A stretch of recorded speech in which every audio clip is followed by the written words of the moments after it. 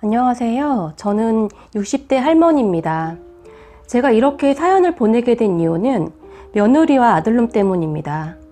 저희 부부는 결혼 후 아이가 생기지 않아서 몇 년 만에 어렵게 아들을 낳았습니다. 아이가 생기지 않다가 몇 년 만에 생긴 아들이라 정말 귀하게 키웠습니다. 금이야 오기야 땅에 내려놓으면 다칠까 그렇게 애지중지 키웠던 아들이었습니다. 지금 생각해보면 자식을 그렇게 키운 저희 부부 잘못도 크다고 생각합니다. 어쨌든 그렇게 아들을 키워서 2년 전에 결혼을 시켰습니다. 저희 남편은 공무원으로 은퇴하여 현재 연금이 나오고 있어서 둘이서 사는 데는 큰 불편함이 없이 살고 있고 아들이 결혼을 한다고 하니 반갑기도 했습니다. 빨리 손주를 보고 싶은 마음도 컸고요. 그렇게 결혼 전 며느리감이라고 집으로 데리고 왔는데 얼굴이 하얗고 몸이 많이 말랐더라고요. 저는 사실 제가 건강이 좋지 않아 아이 낳고도 많이 아팠었고 고생을 많이 해서 조금 건강한 아이였으면 했지만 아들이 좋다고 하니 저희도 흔쾌히 허락을 했습니다. 며느리는 말이 별로 없을 뿐 아니라 굉장히 예민했습니다. 저희 집에 오면 음식을 차려줘도 음식에 거의 손도 대지 않고 입맛이 없다고만 했습니다. 하지만 저희 남편과 저는 이해를 하려고 노력했습니다. 사실 기분이 썩 좋지만은 않았지만 요즘이 무슨 조선시대도 아니고 먹고 싶지 않으면 먹지 말라고 말을 했죠. 그렇게 결혼해서 잘 사는 듯 보였어요. 저희도 무슨 행사 때가 아니면 아이들에게 딱히 연락을 하거나 하지 않는 성격이어서 잘 살고 있구나 싶었습니다. 그러던 어느 날 임신을 했다고 전화가 왔습니다. 축하한다고 말을 해줬죠. 정말 고마웠습니다. 적적하던 차에 임신 소식을 들으니 그렇게 반가울 수 없더라고요. 그렇게 아이를 낳았고 찾아가서 산후조리에 보태라고 돈을 조금 주고는 우리는 바로 나왔습니다. 아이는 정말 예뻤는데 며느리 눈치가 보였거든요. 워낙 예민한 아이라 신경이 쓰일까 싶어 바로 나오는데 아들 녀석이 따라 나오더니 아이 낳은 지 얼마 되지도 않았는데 저희에게 아이를 돌봐줄 수 있는지 묻습니다. 그래서 저희가 그랬죠.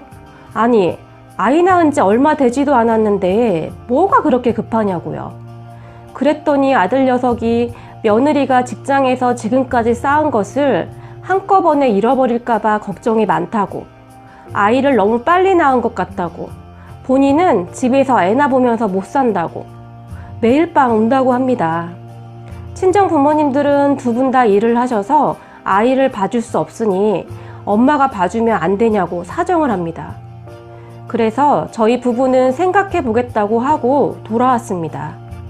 집에 와서 상의를 하는데 남편은 반대를 하더라고요.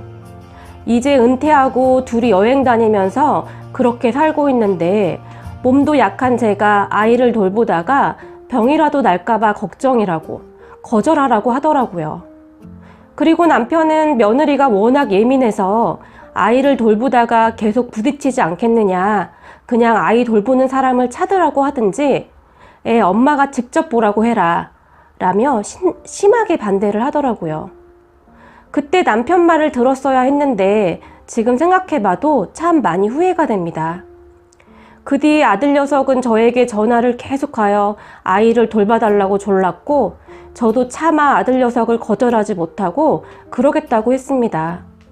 사실 손주가 눈에 밟혀서 보고 싶은 마음도 컸던 것 같습니다. 얼마 뒤 며느리는 출산휴가 3개월이 지났다며 손주를 데리고 왔습니다.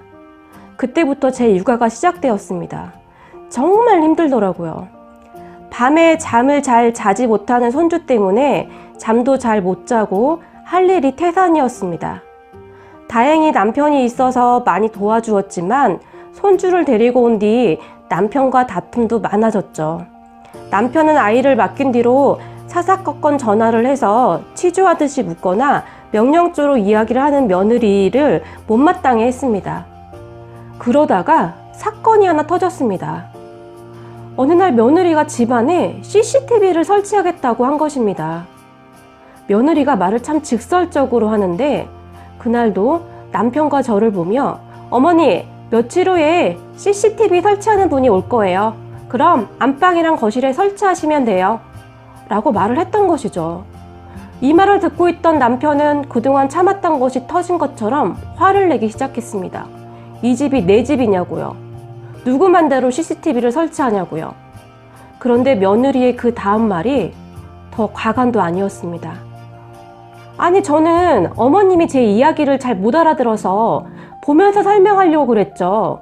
그런데 왜 화를 내시는 거예요? 그 말에 남편은 어디서 배워먹은 행동이냐, 우리가 가만히 있으니 아직 웃음냐부터 시작해서 화를 내기 시작했습니다. 그리고는 남편이 말했죠. 그렇게 못 믿겠으면 네 자식 네가 보라고요. 그랬더니 며느리가 막 울기 시작합니다. 도대체 왜 화를 내시는지 모르겠다고요. 아들놈은 옆에서 지 마누라한테 왜 그러냐고 도리어 저희에게 화를 내고 있고요. 참 기가 막히더라고요. 제가 말리고서야 일단락이 되긴 했지만 남편은 손주를 그만 애들한테 보내라고 성화이고 저도 참 많이 힘든 시간이었습니다. 며느리가 예민한 줄은 알았는데 직접 부딪혀보니 상상했던 것보다 훨씬 심한 정도였습니다. 주말에 집을 방문하면 집에 먼지가 너무 많아서 아이 호흡기에 좋지 않을 수 있다. 청소를 언제쯤 하셨냐? 아이 분유병 안이 청결하지 않은 것 같다. 환기는 제때 시키고 있는 것 맞느냐? 라며 무슨 검사관이 조사를 하듯이 말을 했습니다. 방바닥에 머리카락 하나 떨어져 있는 꼴을 보지 못하고 아이가 먹으면 어떻게 하냐고 제게 잔소리를 하더군요. 그때쯤 저도 인내심이 바닥을 보이고 있었던 시기라 며느리에게 말을 했습니다. 나는 청결하지도 못하고 부지런하지도 못해서 못 키우겠으니 네 자식 네가 데려가서 키우라고요. 그랬더니 며느리가 저보고 그럽니다. 어머님, 아버님이 돈이 많으셔서 유산 주실 게 많이 있으시면 저도 집에서 애만 보고 살고 싶어요. 근데 어머님 아들이 능력이 안 되어서 제가 돈을 못 벌면 집은 언제 사고 애는 무슨 돈으로 키워요? 다른 집들은 시부모님이 집 사주셔서 시작부터가 달라요. 라며 저에게 도끼를 품고 말을 하더라고요. 아들놈은 옆에서 가만히 보고만 있고요. 진짜 기가 막히더라고요. 아니, 요즘 애들은 다 이런 건가요? 그날 아들 며느리 보내고 남편 붙잡고 한참을 울었네요. 저희가 집은 못 사줬지만 전세 구해줘서 그 집에서 살고 있는데 그게 못마땅했던 것인지 그 전셋집 명의가 아들 명의가 아니라 제 명의입니다. 저는 하나밖에 없는 아들이고 그 정도 여유도 있고 하니 아들 명의로 해주자고 했지만 남편은 우리가 죽을 때까지 그러는 거 아니라고 한사코 말리더라고요. 만에 하나 저 혼자 남게 되면 돈이라도 없으면 애물단지 취급받는다고요. 며느리가 하는 행동을 보니 남편 말이 맞았다는 확신이 들었습니다. 그 뒤로도 우리 부부와 며느리는 사이가 좋지 못했습니다. 사실 며느리가 믿게 나오니 손주도 예뻐 보이지도 않고 크면 클수록 더 힘들게 하고 저도 체력이 많이 좋지 않아서 걱정이 많았습니다. 그러다가 큰 사건이 벌어졌습니다. 손주가 걷기 시작하면서 더 분주해졌는데 하루는 신나게 걷다가 뛰다가를 반복하더니 제가 잠깐 한눈판 사이에 아이가 넘어졌습니다. 넘어지면서 바닥에 있던 장난감에 이마를 부딪혔는지 이마가 찢어지는 사고가 발생했습니다.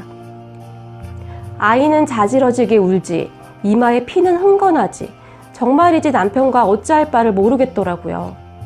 그렇게 정신 차리고 병원에 데려가서 아이 이마 상처를 소독하고 왔습니다. 의사가 큰일 아니라고 괜찮다며 많이 놀라셨겠다며 저희 부부를 위로하는데 저도 모르게 눈물이 나더라고요. 그렇게 의사가 괜찮다고 하는 말소리를 듣고 아들에게 전화를 했습니다. 다쳐서 병원에 왔다고요. 괜찮으니 너무 걱정하지 말라는 말까지 했습니다. 그리고 집에 돌아왔는데 잠시 후 며느리와 아들이 방으로 들어오더라고요. 저희 부부 얼굴은 보지도 않고 진정이 되어 잠이 든 아이를 살피더니 며느리가 저에게 도대체 애를 어떻게 본 거냐고 따지듯이 묻더군요. 그래서 제가 잠깐 한눈판 사이에 순식간에 넘어졌다고 말을 하고 있는데 며느리가 제 뺨을 내리치는 겁니다. 그리고는 제게 말하더군요. 애 옆에서 한시도 떨어지지 말아야 하는 거 아니냐고요. 그게 애 보는 사람 기분 아니냐고요. 저는 그때까지도 너무 놀라서 멍해 있는데 옆에 있던 남편이 며느리의 뺨을 똑같이 내리쳤습니다. 살다 너 같은 미친년은 처음이다 라면서요. 남편은 원래 욕을 하지는 않습니다. 욕을 하지도 않는 사람입니다. 그런 남편이 욕을 하며 며느리와 아들에게 꺼지라고 했습니다. 앞으로 너희들 안 보고 살아도 되니까 당장 나가라고요. 그 와중에 아들놈은 지 마누라 왜 때리냐고 남편에게 대들고, 막장도 이런 막장이 어디 있습니까? 자식 잘못 키운 저희 잘못이죠. 그렇게 그날 밤 잘 먹지도 않는 소주를 사다 놓고 둘이 마시면서 밤새 울었습니다.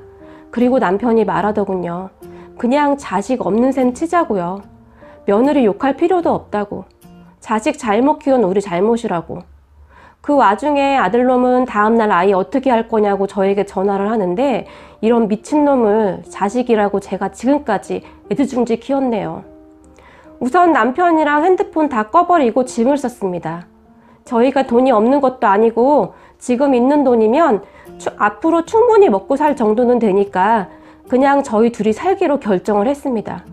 그리고 부동산에 전화를 해서 아들놈이 전세로 살고 있는 집 전세를 빼달라고 했습니다. 급하니까 최대한 빨리 빼달라고요.